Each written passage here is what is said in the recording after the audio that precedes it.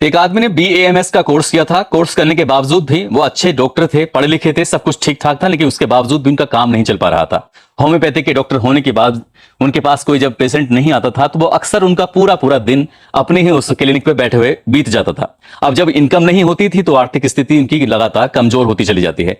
वक्त जैसे जैसे आगे बढ़ रहा था वैसे वैसे स्थिति और डाउन हो जाती है, और जब घर में खर्चे के लिए पैसे नहीं होते थे तो उसके बाद वो अपने घर की कुछ जरूरत की जो चीजें होती थी, वस्तुएं होती थी, पत्नी के जेवर हो या फिर कुछ और सामान हो, उसको जाते थे और बाजार में बेचकर आ जाया करते थे। ऐसे करते करते वक्त आगे बढ़ रहा था और एक दिन वो अपनी साइकिल लेकर बाजार जाते हैं और अलग अलग लोगों से बातचीत करते हैं कि भाई मैं अपनी साइकिल को बेचना चाहता हूं, इसकी क्या कीमत लगेगी। 1 जुलाई साल 1976 की यह बात है। आखिरकार उनकी साइकिल की कीमत आंकी जाती है 162 रुपए। उस दौर की यह बात है जब नई साइकिल 300 रुपए की आ जाया करती थी। आखिरकार डॉक्टर साहब अपनी साइकिल को बेच देते हैं और बेचने के बाद अपने घर का जो खर्च था वो चलाने की कोशिश कर रहे थे। लेकिन डॉक्टर साहब के घर में कई दिन के बाद, अभी 1 सप्ताह भी नहीं बीता था कि पुलिस की रेड पड़ जाती है, और जब पुलिस आती है तो उनके घर की जब तलाशी ली जाती है तो उनके घर में 4600 रुपए की नकदी निकलती है। साथ ही उनके घर में सोने और चांदी के 46 अलग अलग तरह के आभूषण निकलते हैं। पुलिस जब उनसे ये पूछताछ करती है कि आखिरकार तुम्हारे पास इतना पैसे कहां से आए, जबकि हमने बाजार में ये पता किया है कि तुमने अभी तक अपनी पत्नी की जेवर हो, ये घर की जरूरत की सारी चीजें हो, सब कुछ तो तुम बेच चुके हो, लेकिन ये नकदी कहां से आई, ये ज्वेलरी कहां से आई। तो डॉक्टर साहब इस बात का सही से जवाब नहीं दे पाते और तभी 9 कत्ल का खुलासा होता है। एक ही परिवार के 9 लोगों का बहुत बुरी तरह से कत्ल हुआ था। आज की इस कहानी के माध्यम से समझने की, जानने की कोशिश करते हैं कि आखिरकार उस रात में हुआ क्या था और 9 लोगों को क्यों मारा गया था। आदाब, नमस्कार, सत श्री अकाल। मैं उस्मान सैफी। आज की जो सच्ची घटना मैं आपको सुनाने जा रहा हूं, ये सच्ची घटना है मध्य प्रदेश के जिला ग्वालियर की। दरअसल मोहल्ला लश्कर लगता है और लश्कर का ही एक इलाका है खल्लासीपुरा, या उसे शिंदे की छावनी भी कह देते हैं। 6 जुलाई साल 1976 की बात है। दिन निकलने के बाद से ही अजीब सी दुर्गंध आ रही थी। मोहल्ले के लोग परेशान हो जाते हैं, सोचने पर मजबूर हो जाते हैं कि आखिरकार ये दुर्गंध आ कहां से रही है। तभी लोग आपस में एक दूसरे से बातचीत करते हैं और बातचीत करने के बाद ये पता करने की कोशिश कर रहे थे कि पूरे मोहल्ले का लोगों का जीना दुश्वार हो रहा है। कहां से दुर्गंध आ रही है, वो भी बहुत भयानक रूप में। आखिरकार जब लोग आपस में बातचीत कर रहे थे, ये पता करने की कोशिश कर रहे थे, तब पता चलता है कि एक घर है राम स्वरूप का, और राम स्वरूप के घर का बाहर से ताला लगा हुआ है, लेकिन घर से बहुत ज्यादा बदबू आ रही है। तभी लोगों ने कहा कि शायद इनके घर में कोई जानवर मर गया है, उसकी दुर्गंध आ रही है। अब कहें तो कैसे कहें, क्योंकि मेन दरवाजा जो मुख्य द्वार था उसका ताला लगा हुआ था। दरअसल ये राम स्वरूप जो होते हैं Madhya Pradesh girls NC battalion के अपर डिविजनल क्लर्क होते हैं, और इनके कुछ अता नहीं था, पता नहीं था। कई दिन से इन्हें किसी ने देखा भी नहीं था। आखिरकार जब मोहल्ले के लोग जुड़ जाते हैं तब मोहल्ले के लोगों ने तरह तरह की बातें करना शुरू कर दिया। इसी बीच में जो स्थानीय निवासी राम गोपाल उपाध्याय होते हैं, वो तुरंत ही यहां से दौड़ते हुए नजदीकी पुलिस स्टेशन था थाना इंद्रगंज में जाते हैं और वहां पर SHO हरेंद्र प्रसाद सिंह से कहते हैं कि साहब हमारे एक पड़ोसी हैं, नाम उनका राम स्वरूप है, जो कि Madhya Pradesh girls NC battalion में अपर डिवीजन क्लर्क हैं। उनके घर से बहुत ज्यादा दुर्गंध आ रही है और पिछले कई दिनों से उन्हें देखा भी नहीं गया है। जब इस तरह की बात आती है तो SHO तुरंत तत्काल प्रभाव से सूचना मिलते ही मौके पर पहुंच जाते हैं। वहां जाने के बाद वाकई घर के बाहर ताला लगा हुआ था। आखिरकार उस ताले को तोड़वाया जाता है। तोड़वाने के बाद जब लोगों ने अंदर जाकर देखते हैं तो देखने के बाद हर किसी की हालत खराब हो जाती है। लोग सोचने पर मजबूर हो जाते हैं। सोचने पर इसलिए भी मजबूर हो जाते हैं क्योंकि इनके घर में राम स्वरूप, उनकी लाश पड़ी हुई है। उनके पिता मूलचंद, जिनकी उम्र 60 साल है, उनकी लाश पड़ी हुई थी।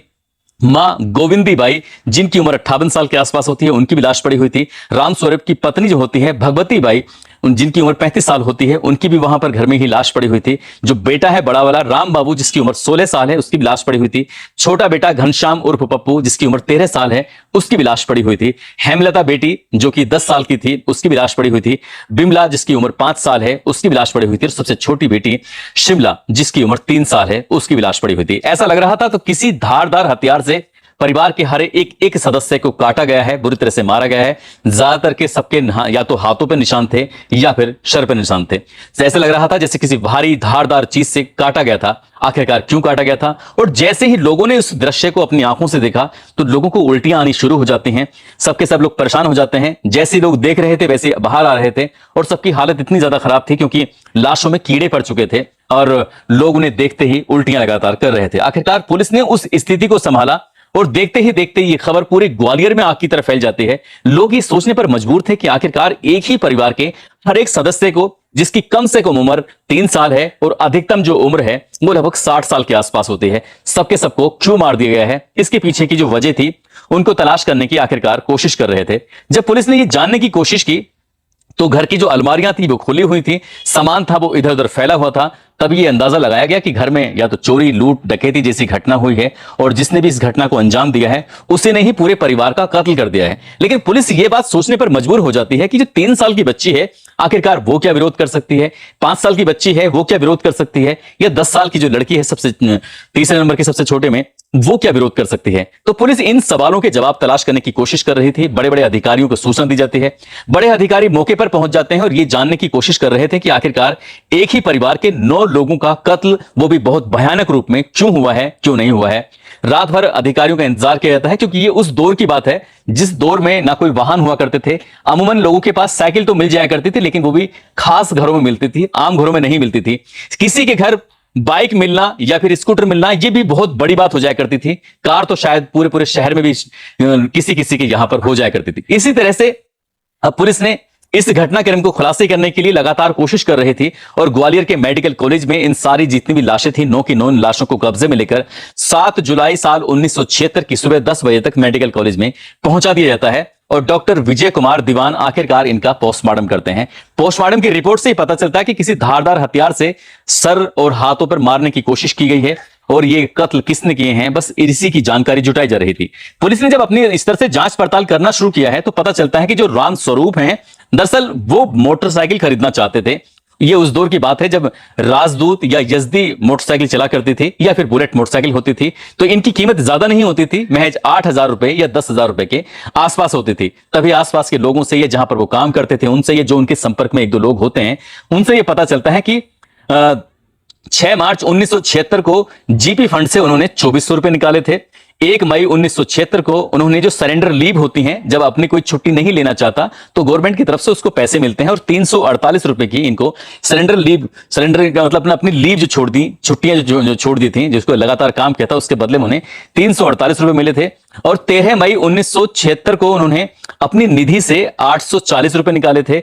26 जून 1976 को इन्होंने इंडियन ओवरसीज बैंक से 3,495 रुपए अपने सेविंग खाते से निकाले थे। साथ ही इनके जो पिता हैं मूलचंद ने बैंक ऑफ इंडिया से 800 रुपए निकाले थे और 2 जुलाई 1976 को उन्हें वेतन के रूप में 271 रुपए मिले थे।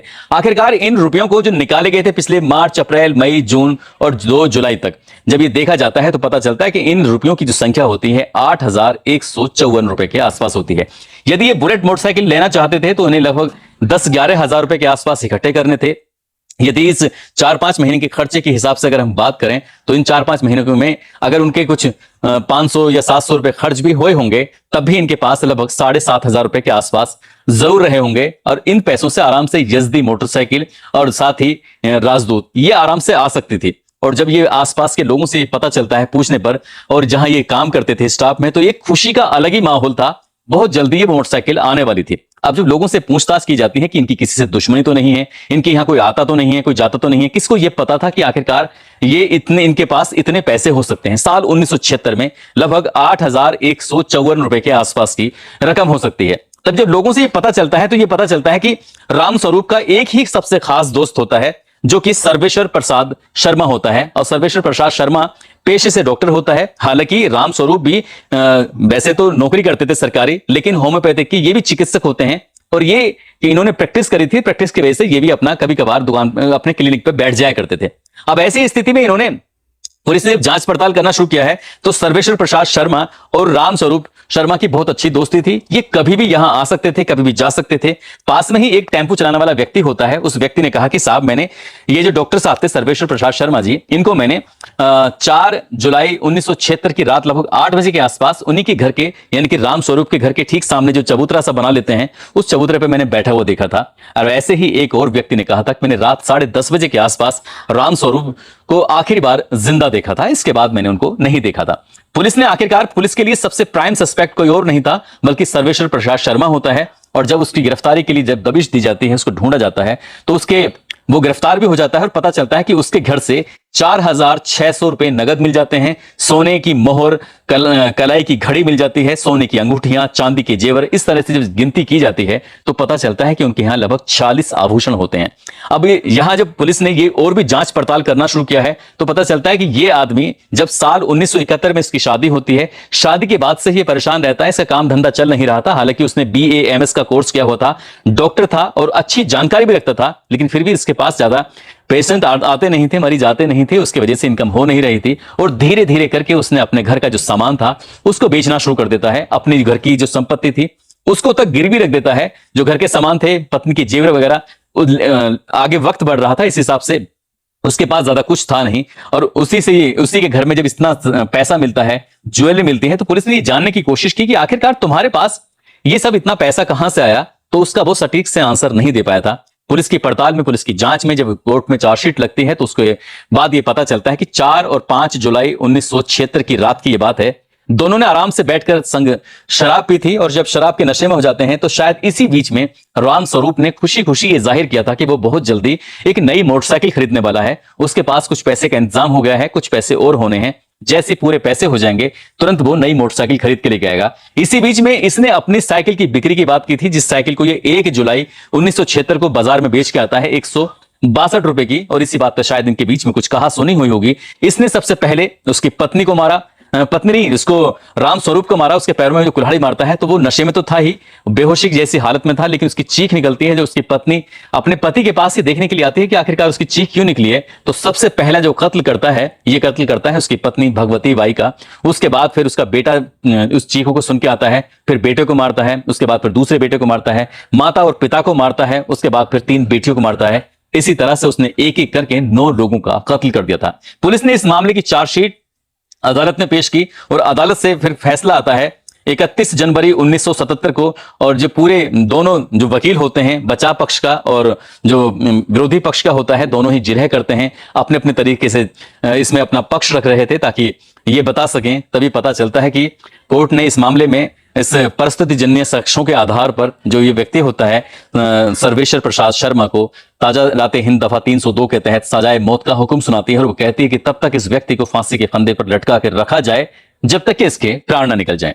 बस इतना था। उसके बाद पूरे इलाके, पूरे प्रदेश भर में इस घटना की जानकारी लोगों में धीरे धीरे फैल रही थी, क्योंकि उस वक्त दौर ऐसा था जैसे आज का दौर नहीं है, सोशल मीडिया का आज का दौर चल रहा है। उस वक्त अखबारों के माध्यम से ही सूचनाएं जाया करती थी, वाहन भी इतना नहीं होते थे। लेकिन जैसे जैसे लोगों को पता चल रहा था कि एक डॉक्टर ने अपने ही खास दोस्त के पूरे परिवार को मौत के घाट उतार दिया है, तो लोगों को यकीन नहीं हो रहा था। आखिरकार मामले की सुनवाई फिर हाई कोर्ट में होती है। हाई कोर्ट निचली अदालत के फैसले को बरकरार रखती है। मामला फिर सुप्रीम कोर्ट में जाता है और सुप्रीम कोर्ट में इनकी अपील को खारिज कर दिया जाता है। यानी कि हाई कोर्ट का जो फैसला था उस फैसले को बरकरार रखा जाता है कि डॉक्टर साहब को सजाए मौत का ही हुक्म सुनाया गया था। हमने इस कहानी के और भी अगले पार्ट के बारे में जानने की कोशिश की कि क्या वाकई डॉक्टर साहब को फांसी हुई थी या नहीं हुई थी। आजादी से लेकर आज तक जितने लोगों को फांसी दी गई थी उसमें डॉक्टर सर्वेश्वर प्रसाद शर्मा का नाम शामिल नहीं था। और मैंने और भी कुछ जानकारी जुटाने की कोशिश की तो यह भी नहीं पता चलता है कि उनकी मौत जेल के अंदर ही होती है या जेल के बाहर होती है, या राष्ट्रपति के यहाँ अपील करके उनकी कुछ मदद हो जाती है, क्षमादान कुछ हेल्प मिल जाती है। इसके बारे में तो कुछ पता नहीं,